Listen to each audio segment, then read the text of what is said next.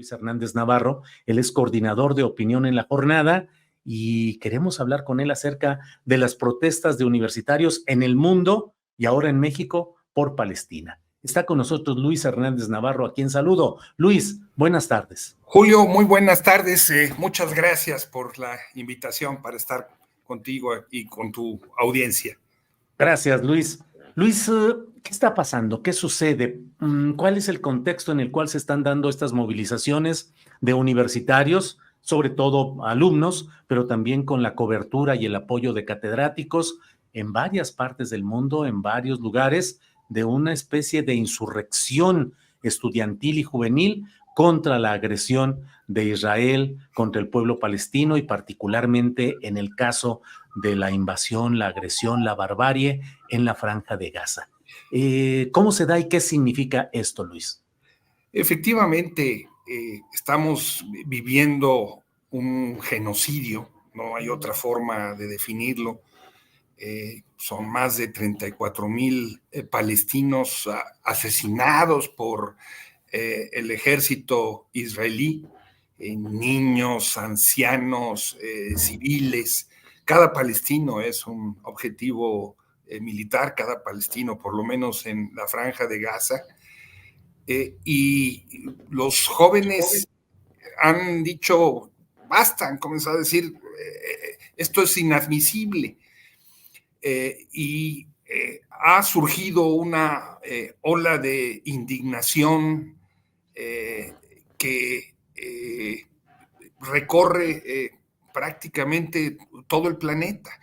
Y esta ola de indignación hoy se manifiesta. En un primer momento vimos enormes movilizaciones en países de Asia, europeos, protestando contra ese genocidio y exigiendo el alto al fuego inmediato. Pero hoy se manifiesta en plantones, en universidades públicas y privadas en Estados Unidos, pero también en Gran Bretaña, Francia, en algunos lugares de España. Por todos lados comienza a surgir esta especie de insurrección civil de los jóvenes, que nos recuerda a lo sucedido en el año de 1968,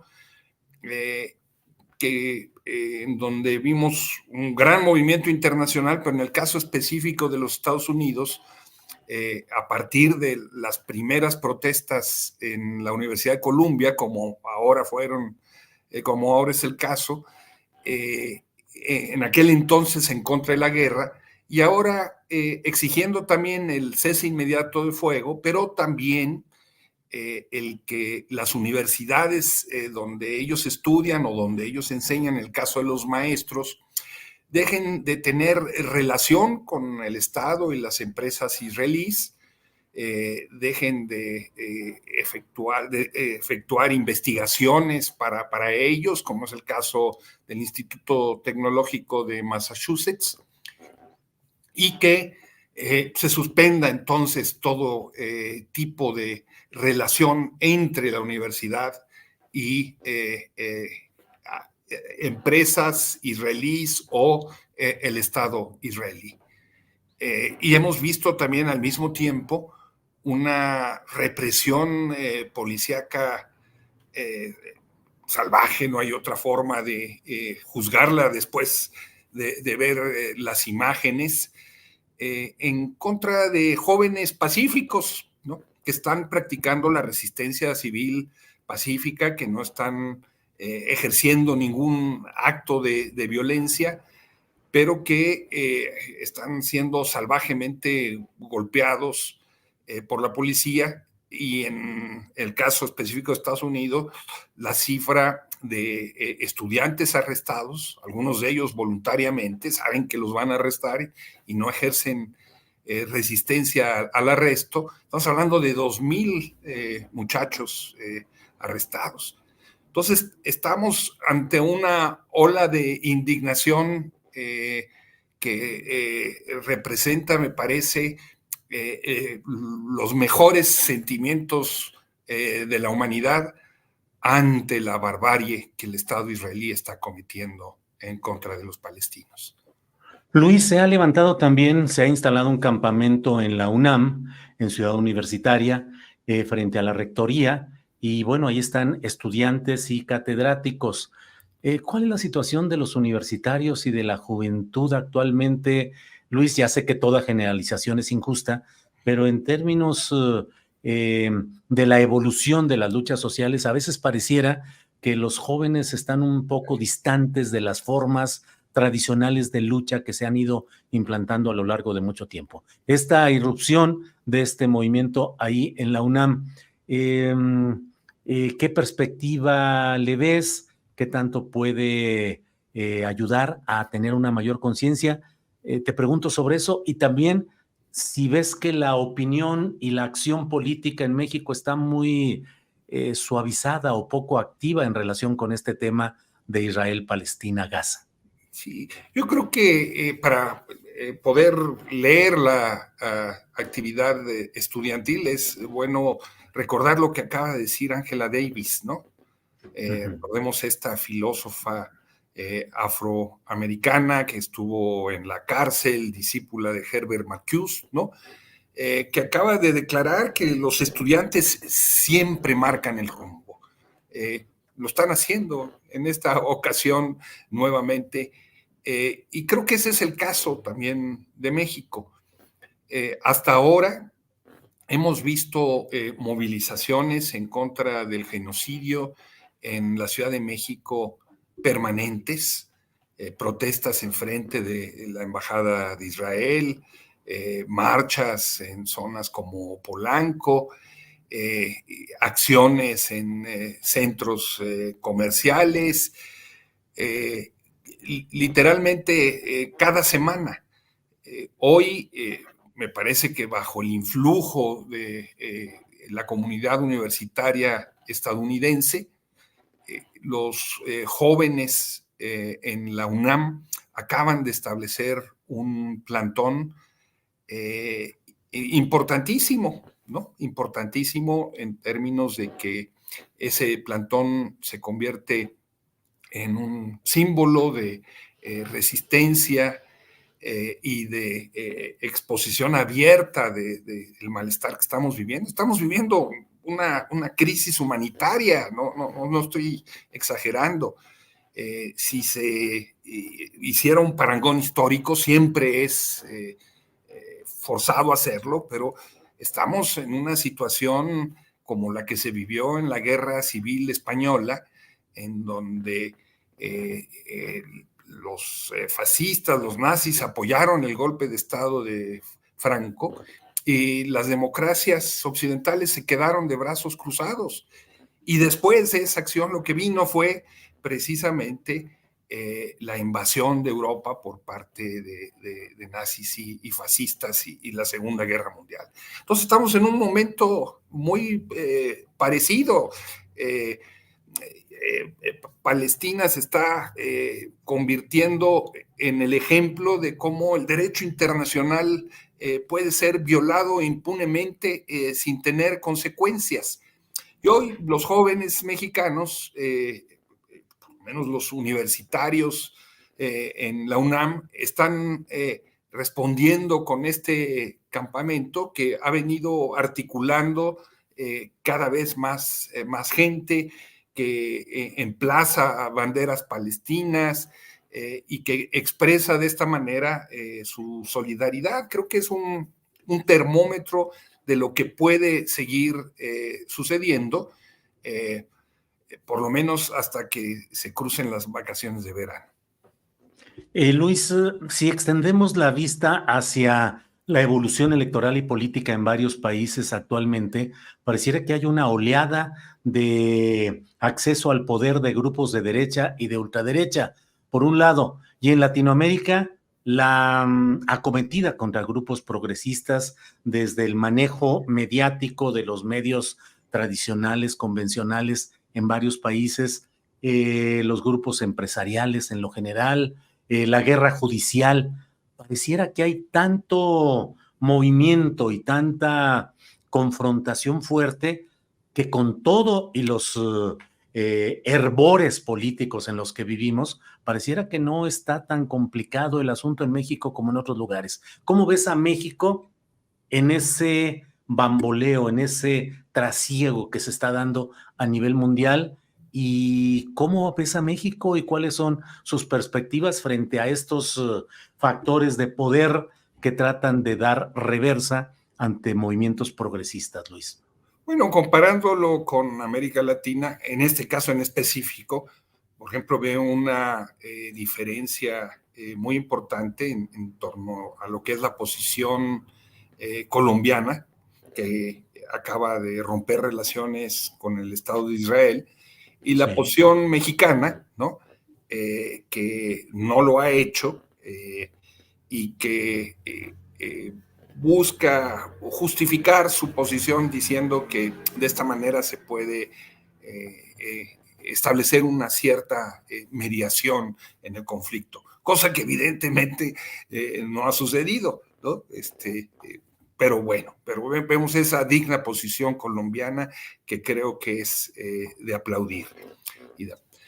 Eh, Tenemos efectivamente, creo que conversamos ya hace un tiempo sobre esto, una situación en la que el progresismo latinoamericano está en crisis y con muchas dificultades para avanzar. Ha sufrido descalabros muy importantes, ¿no? Uruguay, Paraguay, Argentina, Ecuador con el golpe de Estado que no se pudo revertir, la división de las fuerzas progresistas en Bolivia. Ganó Lula, pero tiene ahí una situación muy complicada para salir adelante. El progresismo no fue capaz de reinventarse como tal, y lo que hemos venido observando es cómo esta nueva derecha ha ganado el imaginario de los jóvenes, ¿no? Hay desgraciadamente una victoria cultural por parte de esa nueva derecha que le ha llevado a estos nuevos votantes. Vamos a ver cuánto dura esto, ¿no? Pero si uno ve también la experiencia de los progresismos latinoamericanos, puede ver cómo ha sido incapaz de generar realmente una cultura alternativa potente, importante. Desde esa perspectiva, efectivamente la situación en México pinta de otra manera, ¿no? En el sentido de que pues la ultraderecha encabezada por Verástegui no tuvo mayor fortuna en estos comicios, no pudo avanzar. Están los grupos nazis y los grupos fachos entre la juventud actuando, pero no han logrado también tener éxito. Y la coalición opositora de derecha, ¿verdad? Tiene que hacer campaña electoral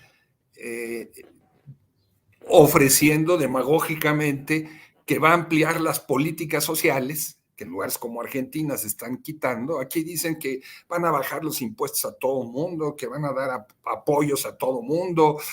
Hay una demagogia de esta centroderecha en la campaña electoral que es expresión de sus dificultades para avanzar en esta coyuntura. ¿Y Pero le no, ves, Luis Hernández, le ves viabilidad electoral a esa derecha? ¿Cómo avisoras lo que viene? ¿Contienda postelectoral tratando de presionar para que se anulen las elecciones? ¿Insistencia en el factor de la injerencia presunta o real del presidente López Obrador en ese proceso electoral? Y el factor muy sembrado de las acusaciones de narcogobierno, Luis. bueno, ¿qué es lo que yo veo? Lo que veo es que la gran apuesta del bloque opositor no está hoy concentrada en la candidatura de Xóchitl Gálvez. La van a mantener, por supuesto, pero el centro de su estrategia se concentra en tratar de evitar el triunfo del Plan C. Es decir, que la hoy coalición gobernante no tenga la mayoría constitucional a la que aspira, y que entonces se vea obligado a negociar con esa oposición un conjunto de reformas viables. Si vemos la composición de las listas de senadores y de diputados de la centroderecha, vemos que ya hay personajes que claramente están apuntando a hacer ese puente para esa negociación. La centroderecha se está concentrando en avanzar territorialmente, no solo en estados que tiene seguros como es Guanajuato, probablemente Yucatán, sino en lugares como Veracruz, la Ciudad de México y Morelos, que piensa que puede ganar. Yo creo que ahí es donde está concentrando sus fuerzas. Y por supuesto hay descalificaciones, denuncias, señalamientos de corrupción, hay mucho ruido, pero creo que el centro de su apuesta está concentrada ahí, en tener una representación significativa en Cámara de Diputados y Senadores, avanzar territorialmente en estos estados y en grandes ciudades, y desde ahí entonces negociar con un gobierno que aparece como claramente triunfador, como el de Claudia Sheinbaum. Habrá impugnaciones, judicialización de parte del proceso, descalificación. Yo creo que sí, pues claro que las va a haber, pero no creo que ese sea el centro de su estrategia, sino esta otra que estoy tratando de describir. Bien, Luis, pues te agradezco mucho esta posibilidad de pasar desde el tema de los universitarios a nivel mundial, el de la UNAM específicamente, el papel de los jóvenes y las perspectivas latinoamericanas y las nuestras. Te agradezco mucho a reserva de la reflexión final que quieras hacer o el comentario final o el agregado. Te agradezco mucho esta posibilidad de platicar, Luis. Soy yo el que te lo agradece, Julio, y triple salto mortal. Sí. Yo nada más terminaría diciendo, cuidemos la utilización de conceptos como el de lawfare y como el de golpe de estado blando, etcétera, etcétera. Creo que ha habido un uso y abuso de estos términos para describir una realidad que no es la nuestra, tampoco es la de los otros países. La función de la oposición es oponerse. Nuestra posición es muy pedestre, muy cavernaria, en eso podemos estar de acuerdo, pero de ahí a que lo que esté en juego sean procesos que se puedan calificar de esta naturaleza, me parece que hay una enorme distancia. Pero bueno, eso es Luis, mi opinión. no, pero digo, aprovecho, disculpa que te tome un par de minutos más, pero No, es que es muy interesante porque efectivamente con mucha frecuencia se habla con estas etiquetas que son aplicadas rápidamente y que tienen un carácter propagandístico muy, muy fácil, muy pegajoso. Es decir, realmente hemos estado en presencia de un intento de un golpe de Estado o un golpe blando, por un lado, y también una pregunta que a veces molesta a las audiencias que son muy proclives, digamos, a la llamada cuarta transformación, el preguntarnos, invocar el golpe blando o el lawfare no sirve a veces para encubrir los errores, deficiencias e insuficiencias de un proceso político y gubernamental que tiene puntos positivos pero también negativos, Luis. claro, no todo proceso judicial forma parte de un lawfare, ¿no? El lawfare tiene una intención explícita que es impulsar un proceso destituyente, ¿no? O crear las condiciones desde el punto de vista legal para impedir que una cierta expresión política pueda acceder al poder utilizando las leyes. Pero objetar que la Suprema Corte de Justicia funcione como un poder distinto del Ejecutivo y no se someta incondicionalmente a las decisiones del Ejecutivo o del Legislativo, es olvidar lo que son los equilibrios de poder. No estoy justificando lo que la Suprema Corte hace. Creo que los señores y las señoras magistradas pueden ser impresentables, y ellos mismos se han convertido en uno de los baluartes, vamos a decirlo así, de la oposición a esta transformación. Eso es muy claro. Pero de ahí a que ellos estén impulsando un proceso destituyente o una vía para impedir que en el proceso electoral, si Claudia Sheinbaum resulta victoriosa, asuma el poder, me parece que estamos años luz de distancia. Y hablar de golpe de Estado blando, cuando la inmensa mayoría de los medios de comunicación, los canales de televisión, bueno, ahora ya cambió el señor Salinas Pliego. Aprovecho para externarte mi solidaridad ante las barbajanadas de ese personaje que merecería estar en otro lado y no ahí, Julio. Pero la inmensa mayoría de los medios de comunicación están hoy en sintonía con la 4T. El ejército es el brazo ejecutor no solamente de la defensa de la soberanía nacional o de la seguridad pública, maneja aduanas, maneja obras. O sea, ¿de qué estamos hablando entonces cuando estamos hablando de un golpe de Estado blando? De esas operaciones políticas, de esas denuncias, de esas campañas que organiza la oposición de manera bastante rupestre en contra del gobierno. Yo creo que eso no es un golpe de Estado blando, eso es una oposición, si se quiere, primitiva, pero es una oposición, no está enmarcada en esta ruta desde, otra vez, mi humilde punto de vista.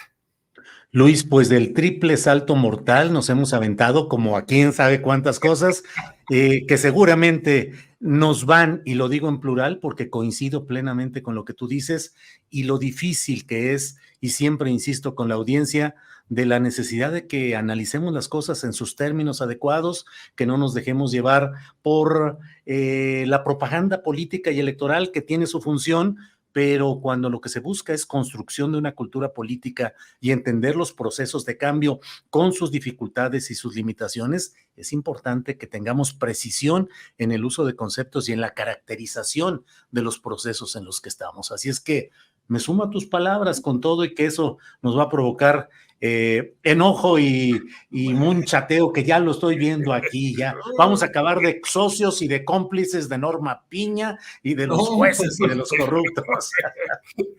Personajes impresentables, pero bueno. Pues sí, cuesta trabajo, pero hay que hacerlo. Son un poder distinto. ¿Qué vamos a hacer? Luis, te agradezco mucho y seguimos en contacto. Muchas gracias. Nos vemos, Julio. Gracias. Hasta luego.